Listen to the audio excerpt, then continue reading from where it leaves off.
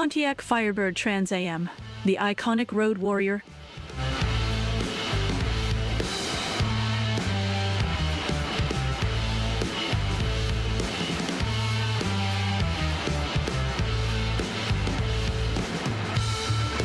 Imagine, if you will, it's the late 1970s, the age of disco, questionable fashion choices, and the Pontiac Firebird Trans Am, a car that didn't just turn heads, but practically snapped necks with its sheer audacity.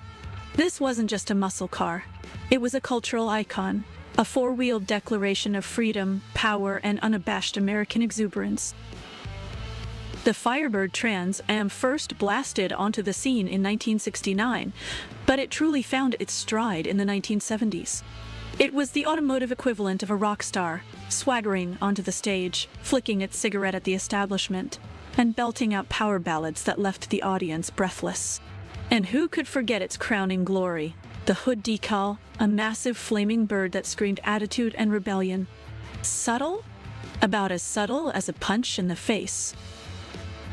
Pop the hood, and you were met with a range of engines that could either purr like a kitten or roar like a lion, depending on how much of a petrol head you were. The 6.6-liter V8, known as the 400, was the engine of choice for those who considered speeding tickets a badge of honor. With horsepower that climbed north of 300, the Trans Am wasn't just fast, it was epically, gloriously fast. The exterior design was all about bravado aggressive lines, flared wheel arches, and that unforgettable split grille that seemed to sneer at lesser cars. The Firebird Trans Am was designed to look fast, even when it was parked, a coiled spring ready to unleash its fury at a moment's notice. This car made no apologies for its in-your-face attitude. It was a rolling rock anthem. Inside, things took a bit of a turn for the theatrical. The cockpit was festooned with a dizzying array of gauges and switches, as if NASA had decided to go into car manufacturing. Bucket seats hugged you as if you were about to engage in some zero-G maneuvers. And the steering wheel, thick and beefy, felt like it could steer the Titanic. Practical? Not really. Comfortable? Sort of. Cool as all get out? Absolutely. Driving the Trans Am was less about finesse and more about sheer, unbridled power. Acceleration was vigorous enough to snap your neck back with a satisfying thud, and the exhaust note was nothing short of an oral assault a basso profundo that set off car alarms and made pedestrians leap out of their shoes. Handling? Well, let's just say it took corners like a freight train on roller skates. It was more of a point-and-shoot affair. With a tragicomic sense of fuel economy, the Trans Am guzzled petrol with an eagerness that would make a Wall Street banker blush. Reliability was hit or miss. Sometimes it ran like a dream. Other times, it seemed allergic to functioning properly.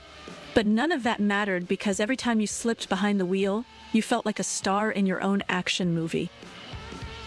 The Firebird Trans Am also enjoyed its pop culture accolades, most notably in the film Smokey and the Bandit, where Burt Reynolds made it look cooler than a polar bear in sunglasses.